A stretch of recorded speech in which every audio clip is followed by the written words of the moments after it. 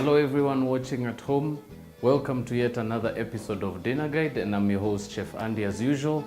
And today we are going to be focusing on some beautiful creations inspired by some ingredients and some recipes from the coastal region of Kenya. I'm going to be making some beautiful Mahamri, and I'm going to be serving that with some coconut Mbaazi. So without further ado, I'm going to introduce some of my ingredients and then we're gonna go and jump straight into it. So from my farthest end, I've got some cardamom powder. I've also got some unsalted butter, some beautiful coconut cream and some yeast. I also have some milk and some regular brown sugar. I also have some coconut milk there with the desiccated coconut. So this is just a fresh coconut that we turned into milk by ourselves. I also have a bit of all-purpose flour, some onions there, some celery, some parsley and some carrot, a bit of salt, and last but not least, a nice beautiful plate of pre-cooked pigeon peas, or as we refer to them locally as Mbaazi. So without further ado, we are going to break now and we're going to come back after a short while. So if you're going to be taking any notes, or if you're going to be particularly writing anything as we continue, this is your chance to grab your pen and paper.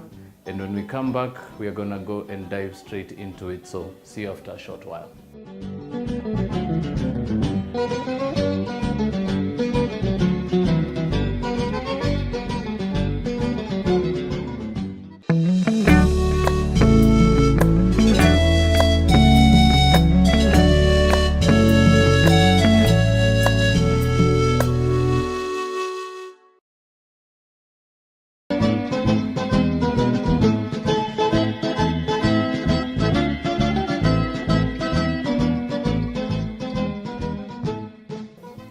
Welcome back, ladies and gentlemen. We took a short commercial break and we were just introducing our dish. So as I mentioned, we're going to be bringing some beautiful coastal inspiration to this particular kitchen today.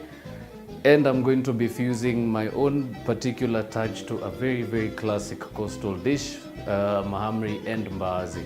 So without further ado, we are going to start off by first doing the dough.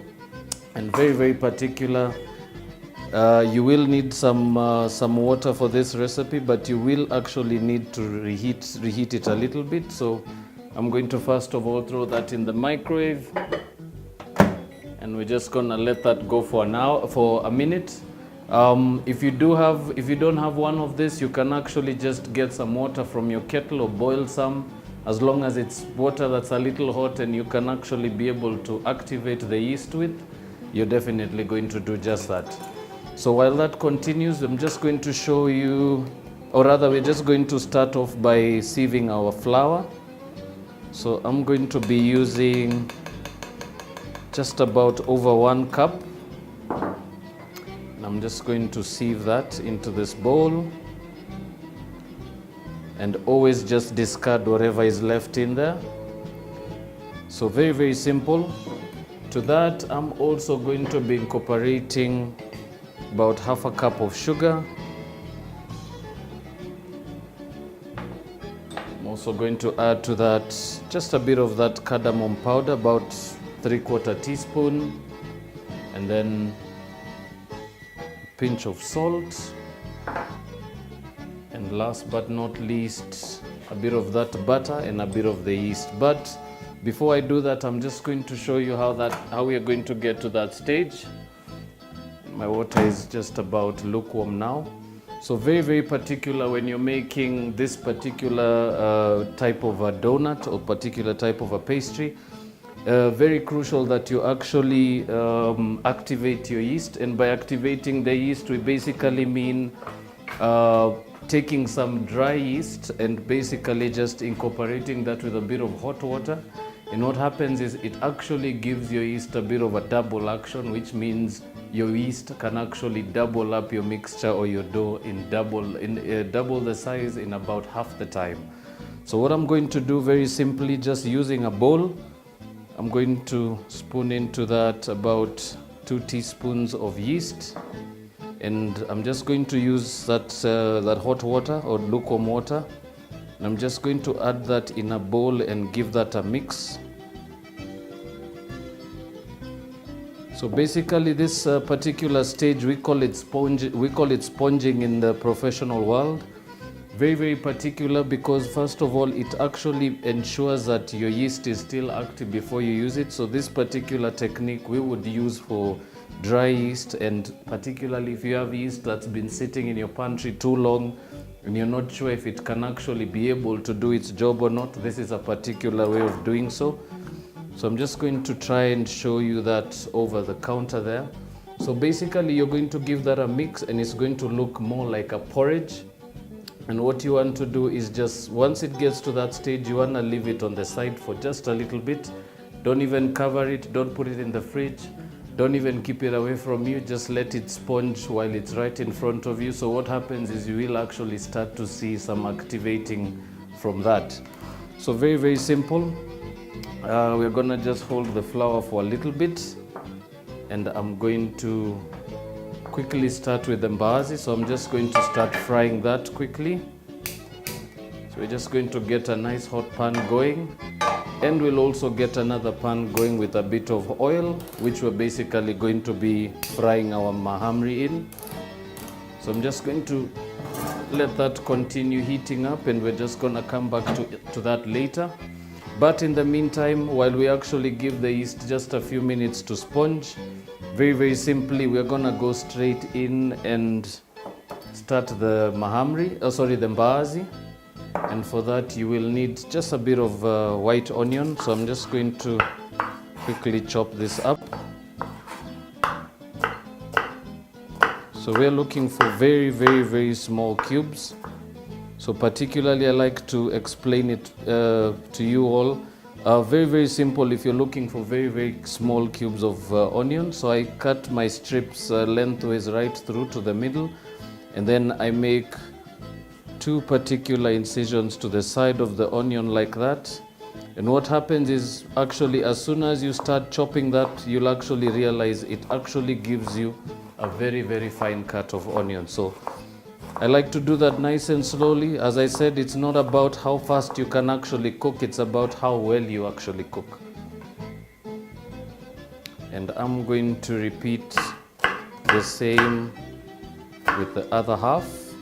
So 1 incision right on the top and 1 right in between that and a board.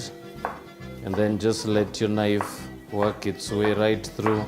And that should actually give you a nice, beautiful size of onion that should actually be able to fit in with, or rather just blend in with your Mbaazi. So as I said, very, very fine chop. And all we're going to do with that is we're going to add that to a pan. But before we do so, I actually reserved some very beautiful coconut cream that I'm going to be using to fry instead of regular vegetable oil. So I'm going to go in with about 2.5 teaspoons. So this is just coconut cream. You can actually be able to get that in most of your convenience or your retail stores. It's a little more pricier than most oils, especially if you're looking at trying to make a really big impact with your dinner or with your meal. So I would say if you are going to take time and actually go out and buy some, please don't buy it and waste it and keep it in your pantry for too long. It is actually fresher as soon as you actually get it fresh.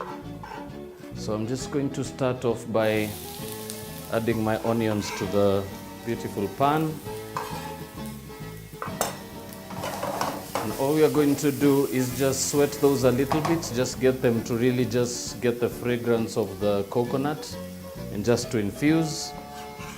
And while that continues, we're also going to be adding a bit of celery and a bit of carrots. So as I said, this is my own infusion, but you are definitely welcome to stick with a very traditional recipe. So I'm just going to cut that into some nice julienne strips. And all we are going to do to that is also cube that into a smaller size. So definitely very, very particular with making something as delicate and as simple as a Mbaazi as the one I'm doing now. I particularly like to have most of the ingredients in the same size, particularly because it actually makes a visual impression and it actually shows a bit of uniqueness and a bit of a system in your dish once it's done. So I've basically now gone in with about 2 tablespoons of celery. And as you notice, I'm using the stalk and not the leaves.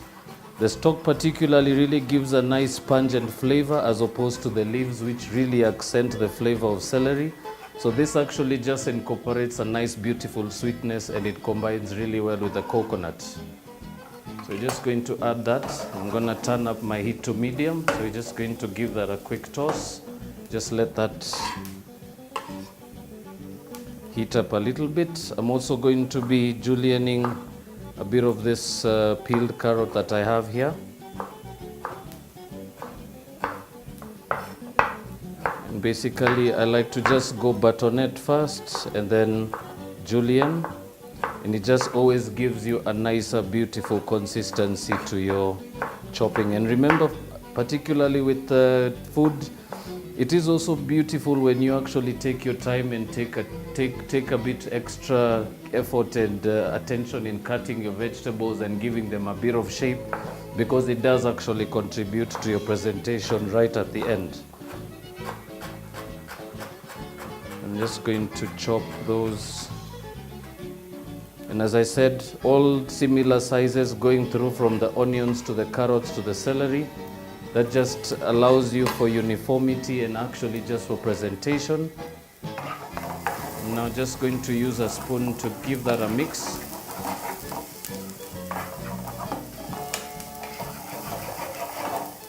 Right, and to that we're going to be adding a bit of that cardamom powder that we had left over. So that's about 3/4 teaspoon.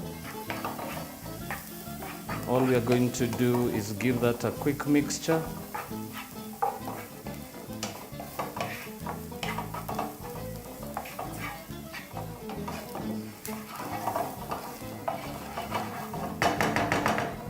So simple as that. All I'm going to be adding now is just a bit of that beautiful parsley. So I'm going to grab just about 3 sprigs of that. We're also going to be adding to that just a little bit of salt just for seasoning. So I'm just going to go in with about 2 pinches of salt. And last but not least, that beautiful parsley. So remember, this is just basically just to fragrance your vegetables and get a bit of flavor going in your pan. Remember, the mbaazi has already been cooked and basically is very bland, so you kind of have to take that extra effort in incorporating a bit of those flavors before you finally go in with that last. So even in cooking, always remember, whatever you actually pre-cooked always goes in last, not first, because you're actually trying not to overcook it. Right, so as you can see, our vegetable medley is just nice and dry. So as you can see, it actually just rolls off the pan really easily. So now you know that your veggies are now just slightly cooked on the outside, and you can see the mixture is nice and loose. It's not really attaching to itself. And now simply to that, I'm going to be adding this beautiful plate of mbaazi. So I went in with 2 cups. And I'm just going to add about 3/4 of that. So this was cooking for about an hour to an hour and a half. But you can actually cook it a little faster if you have a pressure cooker. Right, so we're just going to give that a toss like that. And as you'll be able to see, the color of your mbaazi just starts to stand out. You actually manage to get to see the carrots and the celery all standing out. I will, however, for that reason, add just a bit of parsley. Remember, this is particularly for flavor and for visual. It actually just really gives a nice, beautiful speck of green to your mbaazi. So we're going to add now just about a teaspoon, and I'm just going to mix that through again. So the flavors are just definitely going to be very bland at this stage. Remember, a lot of your seasoning is very dry. It's not a very, very spicy accompaniment. But remember, it being that it's actually a dish that is incorporated with coconut milk. That's actually where most of your flavors come from. So to that, I'm just going to give that one more toss. And To that, all I like to do is make a small well right in the center of the pan, and then just pour all that coconut milk right in the center.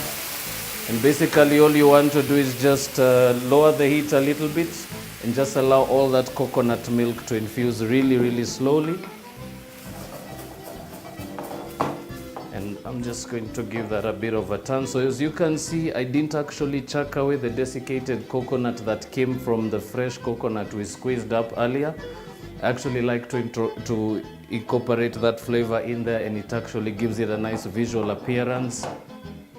And as I said, cooking is always about trying to incorporate all the ingredients you have without wasting and without actually discarding something that can actually give you a bit of a value to your meal. And the coconut that was shaved, the shaved coconut, definitely does that really well.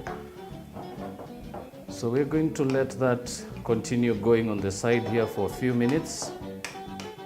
And as I said, a lot of the fusing of this dish actually happens at this stage.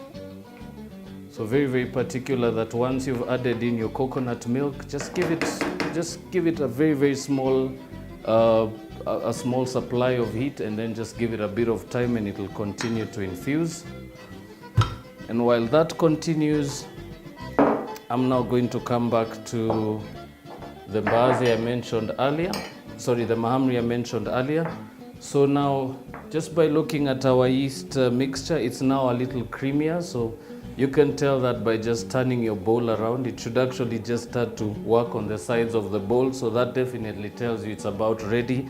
And this is still good to use, so you're still safe with the yeast that you still have in your pantry. So very simple. We're going to be incorporating some butter, but definitely we will have to melt it. So I normally just put 20 seconds for about a tablespoon of butter. And on this side, I'm just going to easily use my hand to just incorporate those dry ingredients. So very crucial that you actually mix them separately. This actually allows you to make sure you get a nice even spread of all the ingredients in your bowl. Right, simple as that. So to that, we're going to add the half cup of milk, and last but not least, our tablespoon of unsalted butter. And remember, we also had that reserved water that we heated up earlier, so this is still lukewarm, so it's the same water that I'm going to be using in the mixture. I'm not going to particularly add cold water because it actually ruins the effort of trying to raise your yeast and to sponge your yeast. So remember, the mixture just has to keep to a more of a warm to lukewarm temperature right through to the time you start kneading your dough. So I'm just going to I normally just open my fingers like that and I work right around the bowl. The beauty of that is it actually helps you cover a little more surface area, and it actually saves you time. So this should actually just start forming into lumps, and as I said, you normally have those few crumbs that really sit at the bottom that can't mix in well. And this is just a sign to tell you that you need a little bit more water in there.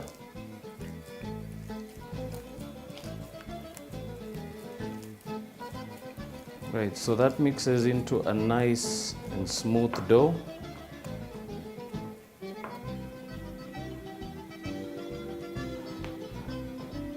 Right now, our dough being a little light and very wet, always important to just save a bit of your flour for later. And that should actually help you reconstitute your dough. And as I mentioned in the previous episodes, I'm very particular about something very particular to pay attention to when working with flour. Try to be very careful when adding your liquid. Remember, you'd rather have less liquid than more flour. Remember, with flour you could always work your way around, but with liquid you might not be able to.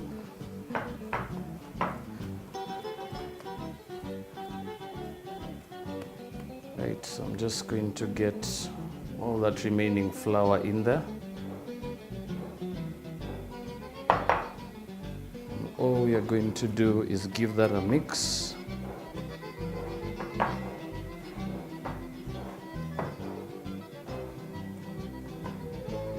Right, so a nice beautiful light dough. So all I'm going to do now is I'm going to actually allow that to rest, and it's actually going to double in size and raise. So I'm basically going to be covering this up and giving it about an hour to an hour and a half to double in size. But for that matter, we actually made some dough a little earlier in the show, and that is what I'm going to show you now.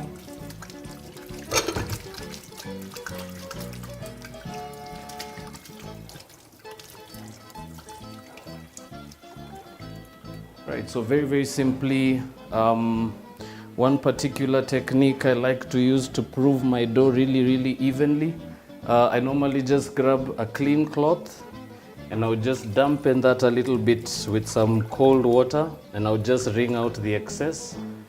And what I like to do is, because I have an oven that's normally probably sitting and not doing much, I actually preheated that, and just to get the outside to really start to heat up, and this should be able to help me raise my dough really evenly. So your dough basically in the container, I'll just cover that with a damp cloth, and I'll just set that right over there. Remember, dough does need a bit of a warm place to actually raise really well, and this is particularly my best place to actually raise mine. So other techniques you can incorporate, you can actually leave it out in the sun and it will raise really evenly, or just pick a very warm place like on top of your fridge or on top of your oven, and it is actually going to raise really well. So just coming back to the Mbaazi, as you can see, it's now just the aromas are now just starting to really fuse, and you can actually be able to get a nice beautiful coconutty aroma around the room. And this shouldn't be too long off, so we're just going to let that continue for about another minute, and then we're going to turn it off. But while we do that, I'm going to come back to the dough that we did earlier. So we're just going to uncover that quickly. And as you can see, this one's now a bit more composed, and it's still a very beautiful light dough.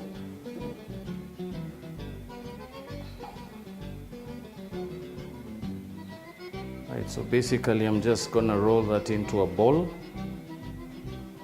And what I particularly like to do, I like to work on the surface of my table, but very important to that, we are going to be incorporating just a bit of flour just to roll it out. So I'm going to grab a bit of flour quickly.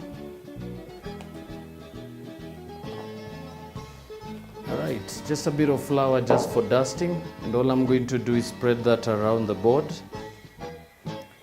And last but not least, around the insides of my hands. And we are going to be working with the rolling pin, so also that is going to be handy. So very simply, we're just going to try and roll this down into about a quarter thickness, a quarter of an inch in thickness. And very important to make sure you have a beautiful dusting of flour. This just allows you to actually work really much easier with your dough. So always work from the center out. Actually, the reason for that is because it actually allows you to spread your dough out a little more easier. So I'm just going to keep going in. I'm also gonna give that a turn. Always also remember to keep dusting as you continue, but not too much dust at once. Basically, as you continue rolling, your dough should actually start to spread out really easily. It is a bit of an elastic dough. Remember, it's actually a donutty, more mandazi-y kind of dough, so it is going to be a little sticky and a little elastic. But remember, you also don't want to be rolling a very dry, consistent kind of dough, because then you definitely know it's actually not going to puff up as soon as it goes into your hot oil. Alright, so this is done, and now this is just about ready to fry. But before we do that, we are going to turn down the heat of the Mbaazi, and this is now ready to serve. So we are going to give that just a few minutes to sit on the side. And while that continues, I'm going to be doing my Mahamri on the side here. So I'm going to show you a very simple technique of how I like to particularly cut mine.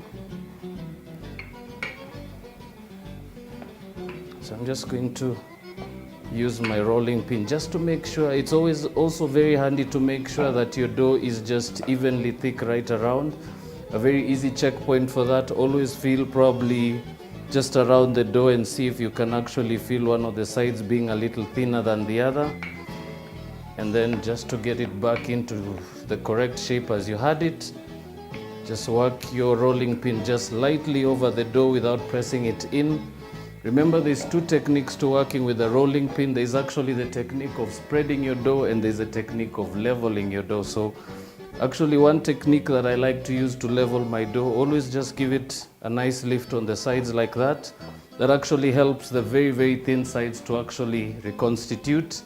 And then work your rolling pin just lightly on top. And as you can see, it brings it really back to shape and it actually just gives you a nice even finish. So very, very simple. Always just work your hand over, flip your dough around and work your hand right over the dough again. This is just to get rid of all the excess flour. And now this is about ready to cut. So I'm just going to use a pizza cutter, but you can actually use a knife for this purpose. And very particularly, if you're going to be using a knife, please don't press into the dough and pull it right through. I always recommend press the knife right on top and lift and press it back into the board. So for just demonstration, I'm going to put this down and I'll show you how to do that with a knife. So very simply, I like to use this particular kind of a chef knife because it's actually curved and it allows you to cut right through really easily. So very simply, always start from one end. I like to start closest to my tip like that. And all I do is just press it right onto the board and lift, and then come right to the middle and press it onto the board and lift again. So one particular reason for that is once you try and cut dough and pull your knife along the dough, it actually makes your dough twist once it goes into the oil and it doesn't actually keep its shape. So very simply, we are going to repeat the same process. So I'm looking for about 6 pieces. So I'm just going to go another angle right through there. And last but not least, another one right through there. So simple as that. Easy, beautiful, presentable size that you can actually be able to cut out when you're making your mahamri. And I'm cutting it in this particular shape for a reason which I'll show you later. But because our oil is now hot, we're just about ready to start frying. So very, very simple technique. Always just pull it just a little bit before it goes into the oil. That actually allows for that air pocket in the center to form. And that can go in there. And we're just going to go 2 pieces at a time. And I'm just stretching it just slightly.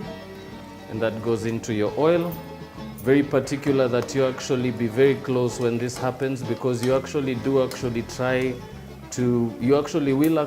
have to try and pour a bit of oil right on top of your dough, and it actually helps you develop that beautiful pocket, as you can be able to see. So very, very quick cooking technique. And what I'm going to do is I'm just going to continue frying this till done, and we're going to take a break now. But when we do come back, we'll look at the finished product from the frying, and I'll actually show you the technique of presenting your mahamri and your mbaazi, and just some pointers on how to plate. So please don't touch that dial. We'll just continue cooking this, and we'll actually be back when they're done. So see you in a short bit.